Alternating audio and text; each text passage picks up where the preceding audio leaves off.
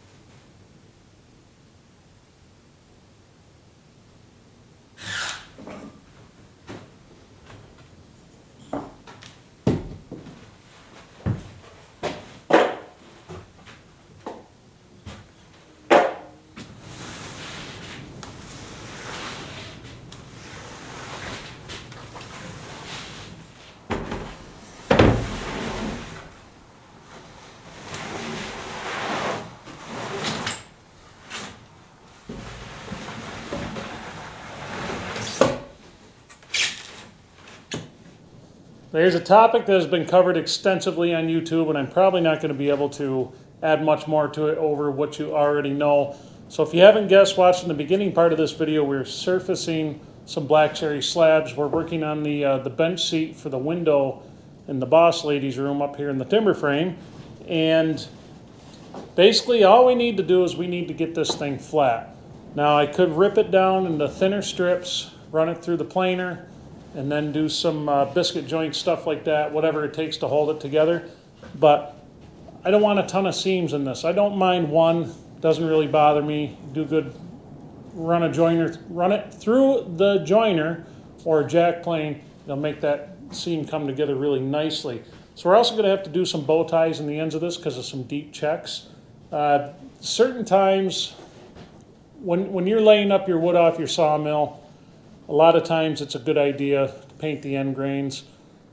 It depends on what I'm using it for. If I'm using it for building, things like that, I like to seal up the end grains. If I'm looking to make some slab benches, I don't like to seal them up. I like them to check. I figure if they're gonna check deeply enough, it either leaves room for a nice epoxy pour or it leaves room to do some nice bow ties.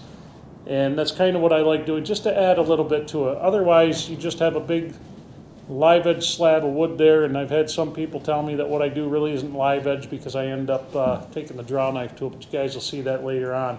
So, here's the first video in the series on making this bench seat. It's going to cover some cabinet joinery. We're going to cover slab surfacing, putting it together with biscuit joints, which isn't everybody's favorite, but I like it because it's nice and easy to line things up. So basically the first thing I'm going to do, I'm going to surface this off, get a nice flat surface. At least it'll be nice and flat to the workbench top. Now another thing you see people do, or that I see people do, I see people hog a whole lot off all at once. It's really tough on your router. I would rather take multiple passes, really shallow passes. It's actually easier on your body to do it, and it's easier on your equipment to do it. I'm only using like a 1 horse or horse and a half router. Something like this, a 3 horse is kind of nice. I do have one, but that's dedicated to our small benchtop router bench. So, without further ado, we're going to get back to surfacing this thing. So stay tuned. Hope you enjoy it. I'll see you on the other side of it. Every time I do one of these, when I'm putting it on the bench, I know it puts a lot of screw holes in your bench. Kind of the good thing of working with a bench top that you could sacrifice a little bit. All these cleats are going to do, it's just going to keep this thing from moving on you. Now you're going to want to keep your blowgun handy when you're taking these cleats out, because a lot of times what they'll do,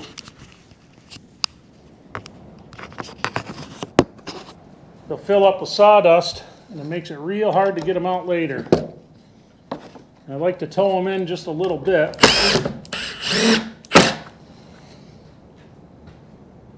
Well,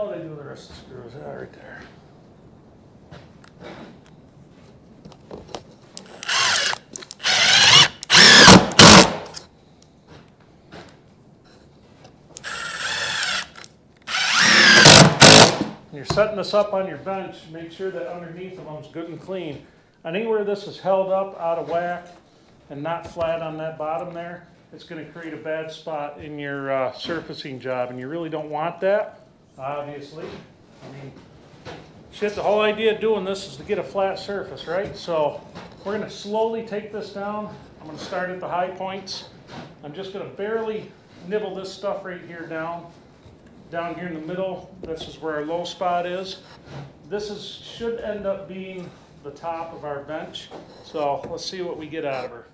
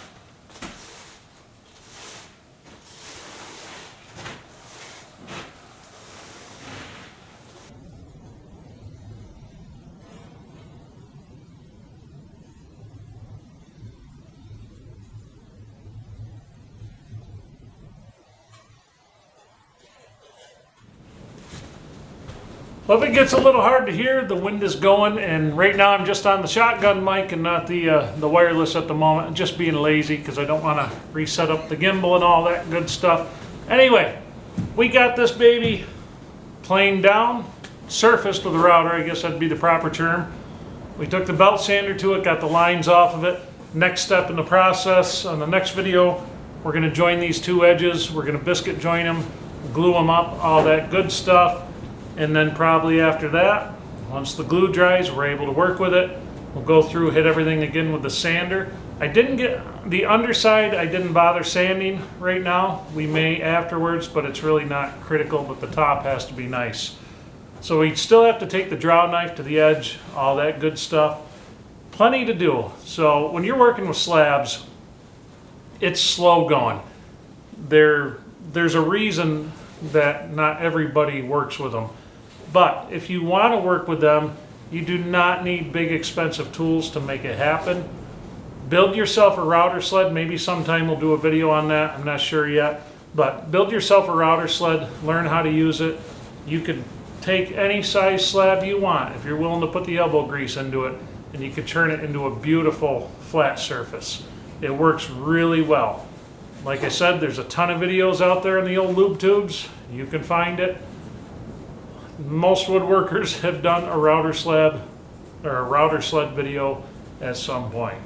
But anyway, hope you guys enjoyed this one.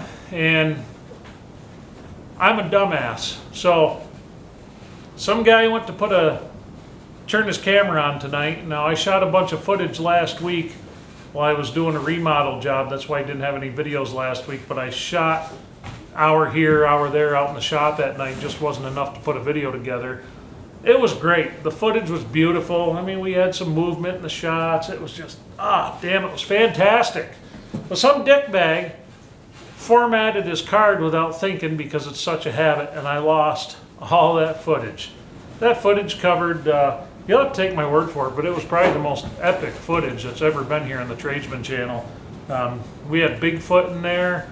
There was Sasquatch. There was all kinds of shit in there that, well, now I have no proof, so I guess you just have to take my word for it.